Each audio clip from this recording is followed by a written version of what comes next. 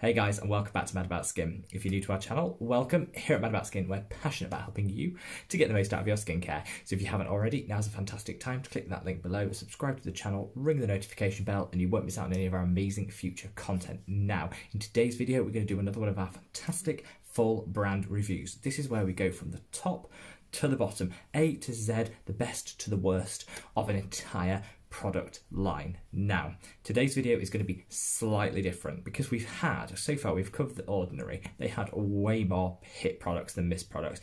Then we did the Inky list. Loved some of their products. They had a few misses, but there were few and far between. And then Pixie, we just reviewed and we said about a 50-50. Now, this isn't a product line that I've actually had to review much product from, and I'll get into that as the whys, the whats, the whatever. And this is the Mario Badescu range. You guys have been asking me all the information about this. Does it work? You've seen advertised, you've seen influencers promote it, celebrities go mad for this product. This product line has been everywhere. It's been around actually since 1967, so we're talking decades, but really it's just come to prominence where we've seen a lot of celebrities promoting it. It appears in Urban Outfitters, it's sold in Anthropology, so it's a really big high street names, particularly targeting a younger demographic, so we're talking sort of the 16 to 35 kind of age group, I would say, and I have some major issues with this brand, so I thought, yeah, you guys wanted it, I'm going to deliver it. So let's get straight into it. So Mario Badescu, what is it? Well, he was a facialist which started in Romania in the 60s, opened a facial salon in New York, had a huge celebrity clientele. Everyone went mad for his European facial styles and just different techniques of working the face and the skin. He then created his own range of beauty products. Obviously, he's no longer involved in the company. I don't actually know if he's still with us or not, but he's definitely not involved in the company anymore, and that's been taken over.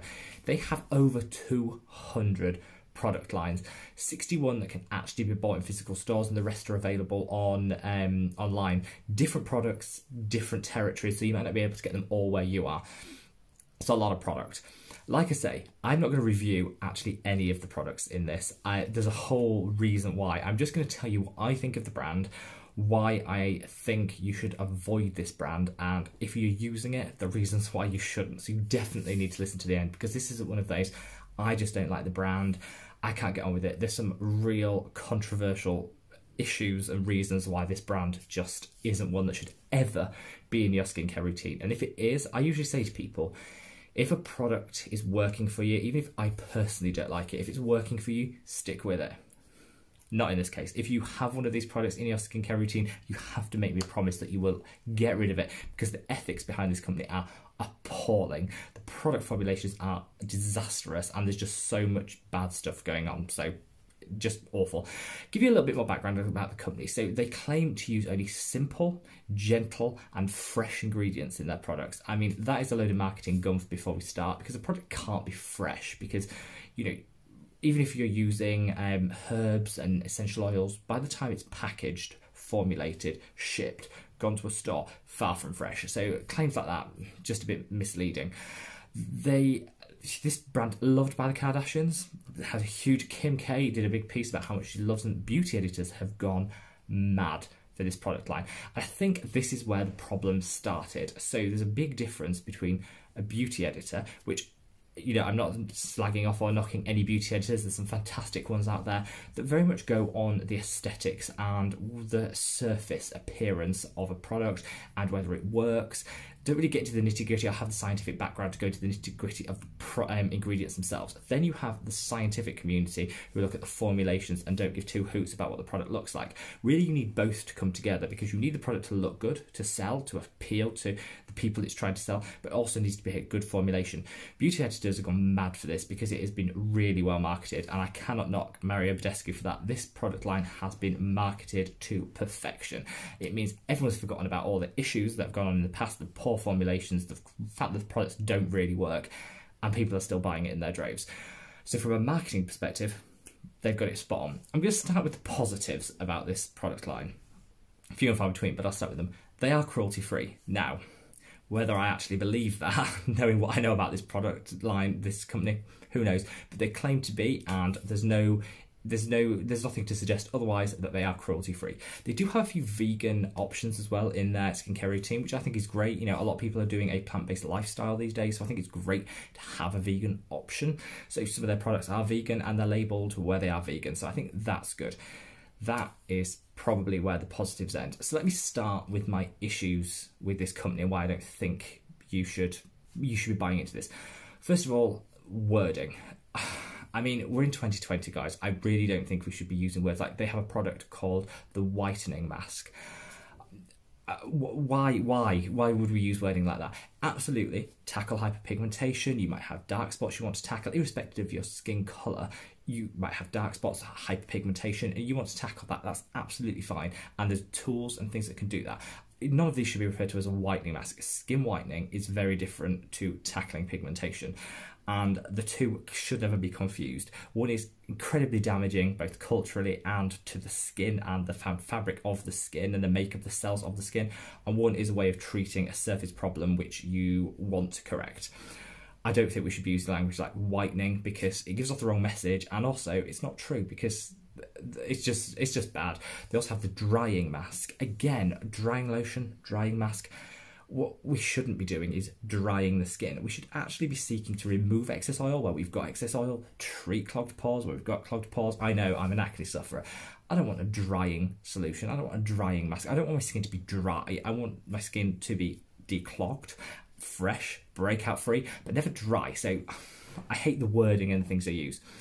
I have an issue with their labelling. So they've got into a little bit of problems in the past with their labelling. So they are really, really unclear when it comes to their labelling, and they often don't adhere to the general industry best practice and standards when it comes to labelling, which makes it impossible for consumers to make an informed decision. A really good example of that is, well, first of all, is a lie. So the Kiwi face scrub they used to do, they claimed it worked with AHA acids to exfoliate the skin. There were no AHA acids on that ingredient list or in that product. That is just an out and out lie. It's not even bad ingredients, it's just a lie. They then also use trade names for ingredients as opposed to the actual ingredients names, which makes it hard to trace what that actual ingredient is. So a really good example of that is their glycolic skin renewal complex, which is one of their better selling products. It's one of their pricey products. That has on the ingredients list Lubrigel CG. That is the trade name, that is the marketed trade name for glycerol polymethacrylate, which is in hairspray and is basically a coating agent, a filming agent, which leaves, well, a film on the skin. You don't want that in your skincare. I mean, there is no need for it. You don't need it in your skincare. In hairspray, that's one thing. But would you want the same ingredients as in a hairspray as in your skincare? Absolutely not. But by disguising the ingredient, by using its trade name, A, it sounds Lubrigel, sounds like something that should be in skincare, and yet it absolutely shouldn't. It makes it impossible for the consumer to make a decision. So I just hate, the ethics behind their labelling is just abysmal. They also got into a huge amount of bother a few years ago where a class action lawsuit was filed against them because they included steroids in some of their products and didn't declare it on the labels or the ingredients list. That is just unethical beyond all belief. Every single ingredient in a product needs to be on the ingredients list, especially if it's something as potent as a steroid. So it had hydrocortisone and a couple of other well-known steroids in the product. Instead of doing what I class as the right thing, you've been caught out, they settled. Instead of doing the right thing, which would be to hands up, we messed up, we shouldn't have done that, we're removing the product, we're removing the ingredient from the product, and we'll make amends for it.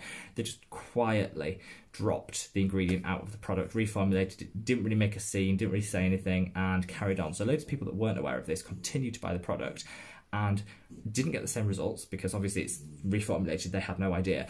Got steroid withdrawal, so the skin actually probably was benefiting in some cases from the steroid, which was then gone. So the benefits were gone and the skin was reverting back to normal. Steroids are really potent, and when you withdraw from them, it needs to be done in a gradual process. To just remove it like that can have consequences.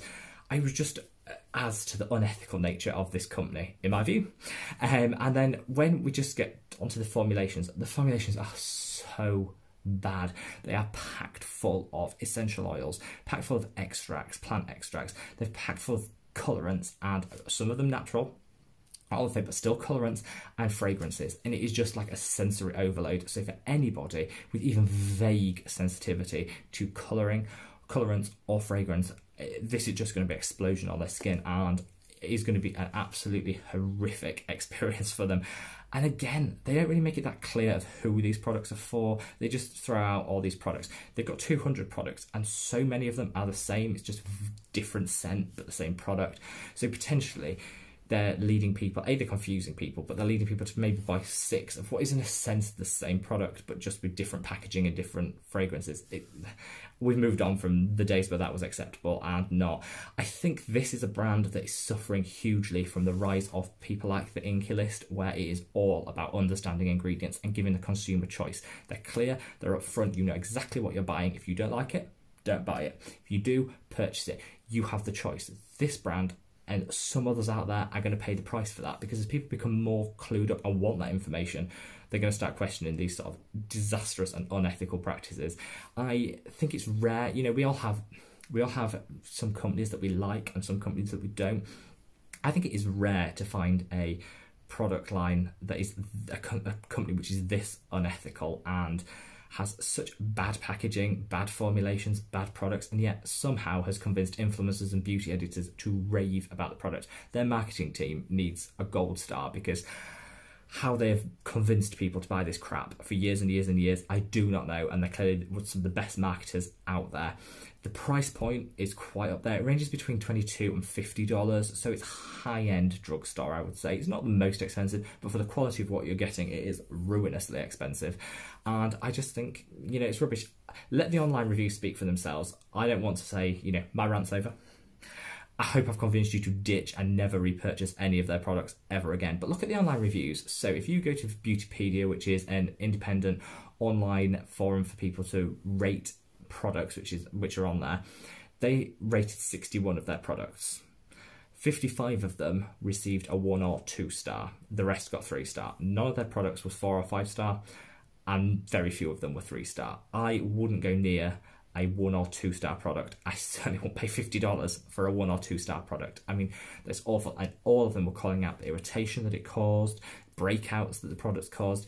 It's just, if there's one company, skincare company, which I hope ceases to exist in the future, it is this, because this sort of practice I think is very old school, and we've totally moved on from that, and we're in a new age in 2020 where it's all about the consumer, their choice, and what they're able to deliver. So guys, vote with your feet and do not purchase this product. Like I said, I promised a full brand review, but I couldn't in all good conscience buy or subject my skin to any one of their products. I don't think any of them are worth even $1. And so I didn't buy any of them. But I thought it's still a brand review if I let you know what my thoughts are on this. Now, I'm always open to confrontation and challenge. Leave me a comment below. Read me to filth. Do you think I'm totally wrong and you love their products? Are some of theirs your hero products? Let me know. I have my views. I'd love to know yours. This is an open community and forum. We want to hear all sorts of views. Leave a comment below. Hopefully you like this video. It's a bit more negative than I would have liked to have done. I tend to like to do more positive videos, but you know what?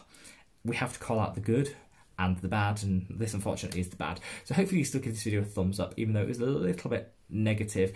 I'm still going to wish you all the love in the world from here in the UK to wherever you are in the world. I hope you're staying safe and well. I'll see you in the next video, guys. Bye.